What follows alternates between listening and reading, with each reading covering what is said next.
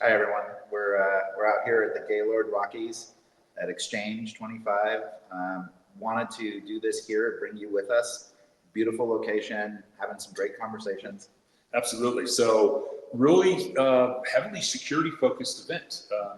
I think, given what's in the news, it's appropriate. But as we kind of advertised, as we begin to look at 2025, what we wanted to kind of address are some of the top concerns and the top focuses that we're seeing from our partners and really from customers in industry specifically. We talk a little bit about the AI attacks, a little bit about ransomware and the ability to recover. Supply chain, this is kind of a big one, and we'll get to that topic here in a minute. But just kind of talk about some of these top topics with respect to what our MSPs really should be focused on as we come into the latter part of 2025.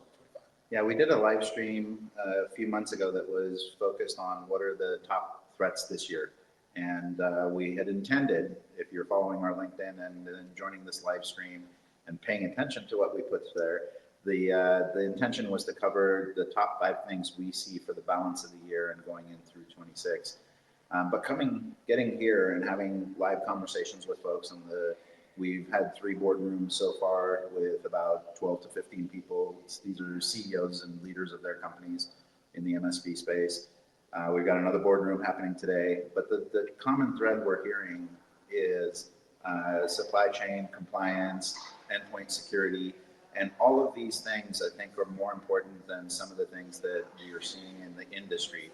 So trying to get everything wrapped up in a very concise dialogue around what's going on, what's happening. To the point you made, supply chain is probably one of the top hot things that we're seeing. We just saw recent attacks in massive data breaches in Google, in Salesforce, and most recently happening in Workday. And the one thread that we're seeing consistently people are dealing with and challenged with is that their customers who are dealing with the federal government and dealing with heavily regulated industries are requiring supply chain compliance all the way down the supply chain. So it not only affects their customers who need to become regulatory compliant, it also affects the supply chain, meaning the MSPs, the tools they use, the technologies they're leveraging. So that entire ecosystem of supply chain comes back to ultimately you. What are you doing to address not just security, but compliance and regulatory concerns that your customers might be having that trickle down to you? And I would say, not even so much with respect to the federal space, which obviously where you have all the CMMC pieces come in, but I was just communicating with a partner, having one of their big customers is working on a major contract with a customer of theirs, and they are seeking guidance with respect to SOC 2 compliance, because in order to execute on that order, on that statement of work, the actual customer has to be SOC 2 compliant in order to sign the SOW. So in that supply chain, what you're seeing is that requirement come down where you yourself and or even maybe your customer isn't regulated under a specific framework or what have you, but it's now being required because the company that you want to do business with is now requiring that compliance. Exactly, and at one of the topics that we shared, the 3 things that stood out were, as Brian said, AI, which is the use of AI both by the bad actors and internally.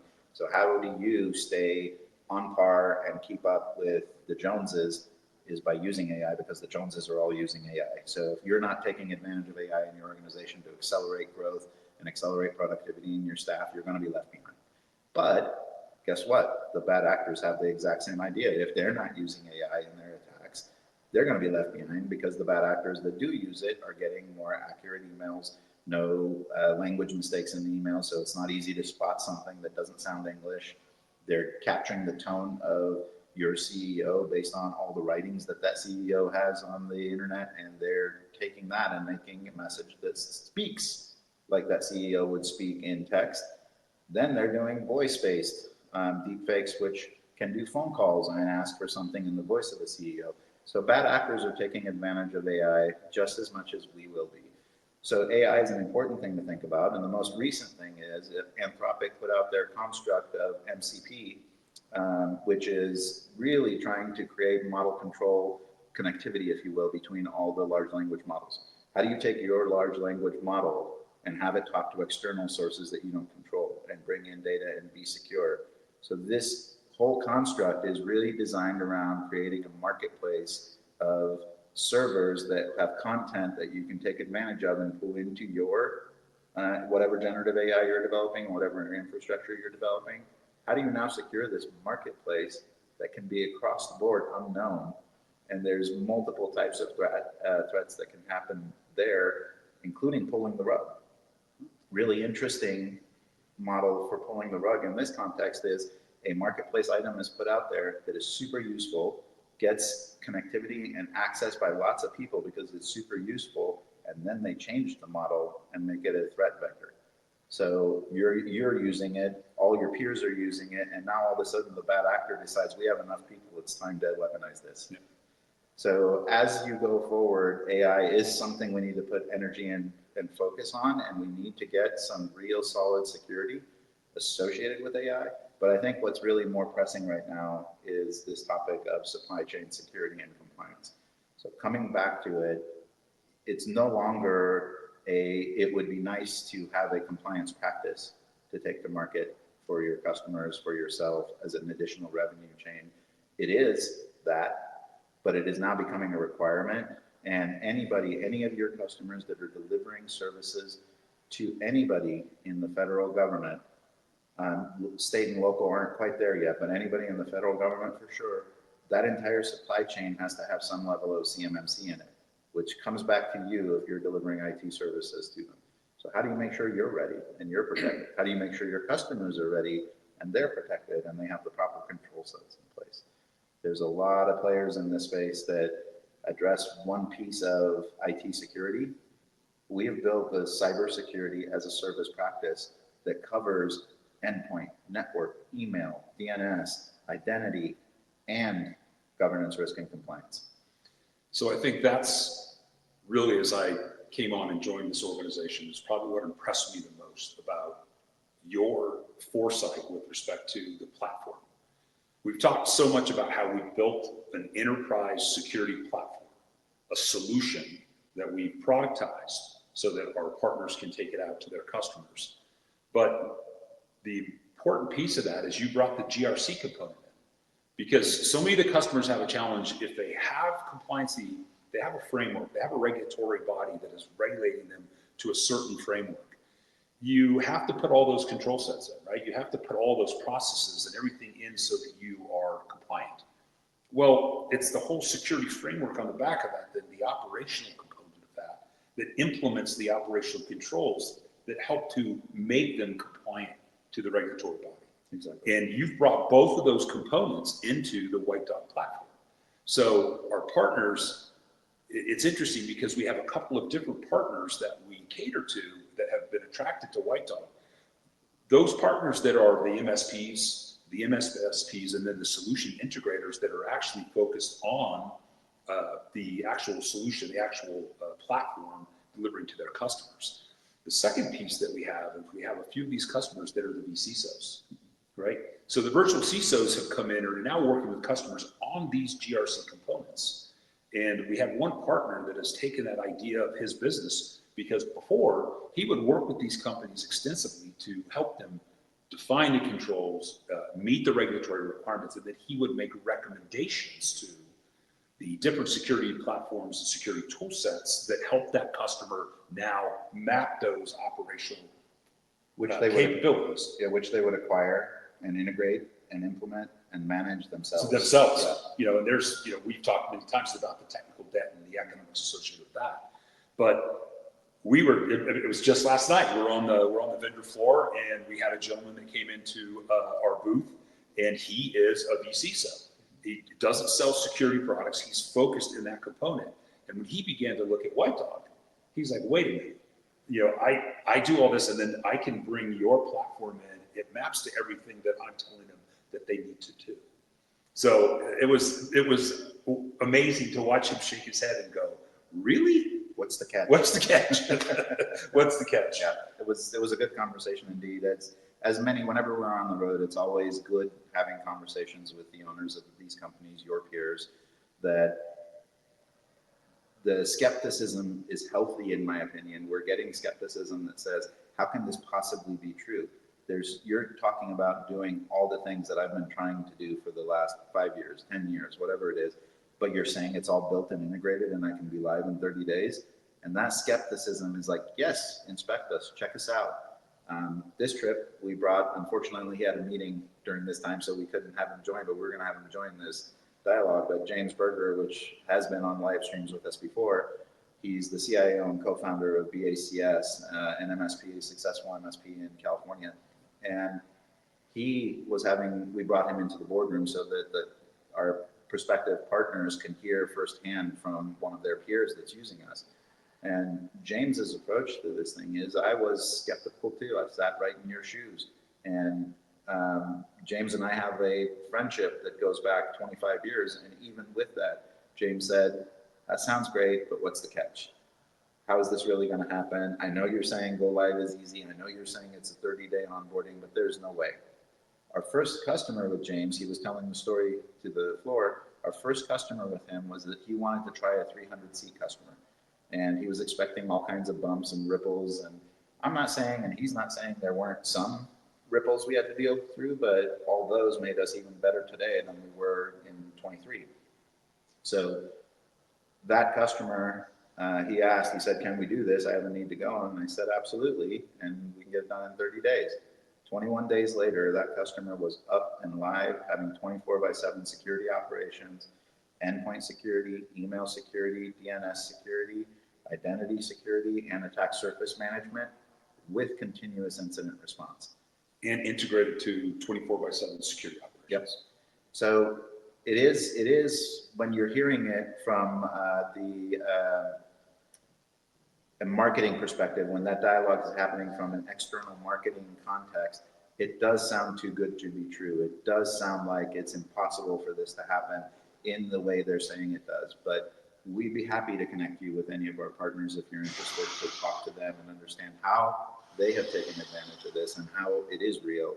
And it really is designed to turn any MSP into an MSSP if they choose to.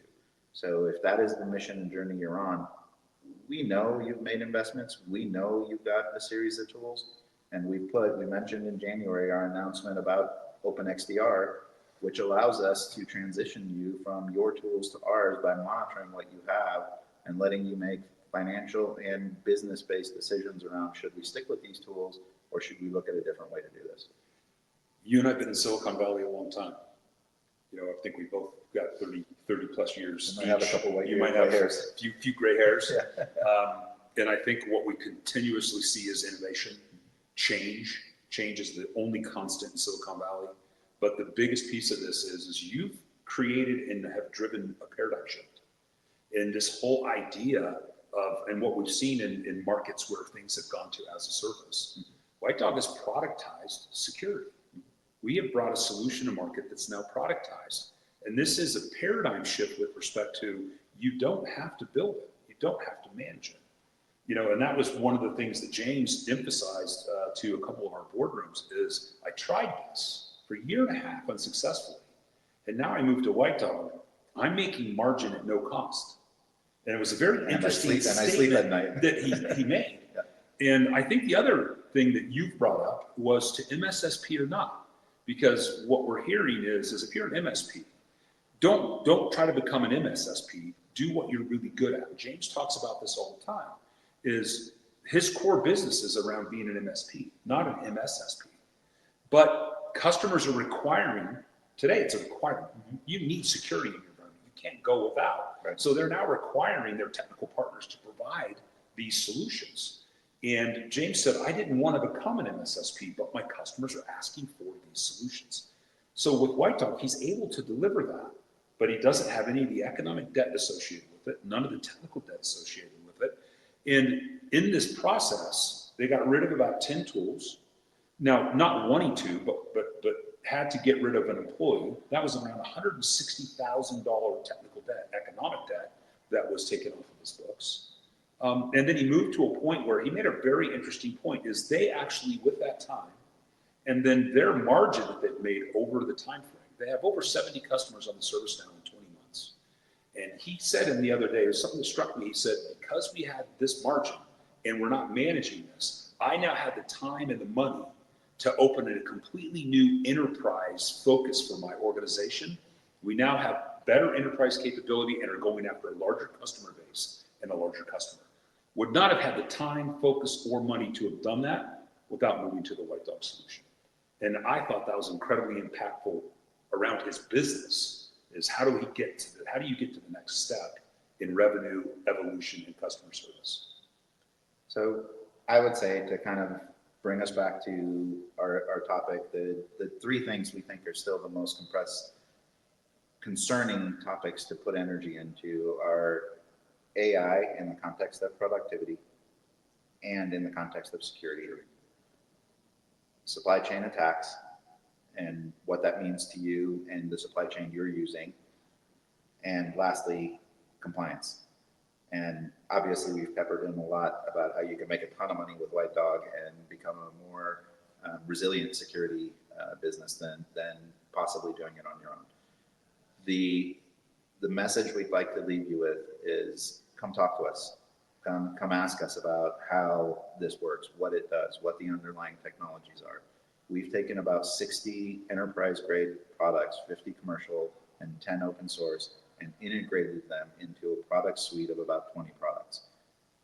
That is there for you to take to market, white label, co-label, resell, whatever suits your business. And I said the second aspect of this is come talk to us, come talk to our partners. And I think that's probably one of the things I'm most proud of, is that we've got partners that have come to us and said, one, we'll come to a conference with you and be an evangelist for you, because we believe that much in the partnership. And WhiteDog is, come talk to our partners. Let them tell you how they're doing it and share their experience, because I think you'll find that it could be a very similar experience for you. And with that, We're back to the show. We're back to the show. Thanks for joining us here. It was a pleasure to be able to do this while we're on the road. So appreciate you listening and look forward to talking. Thank you, everybody.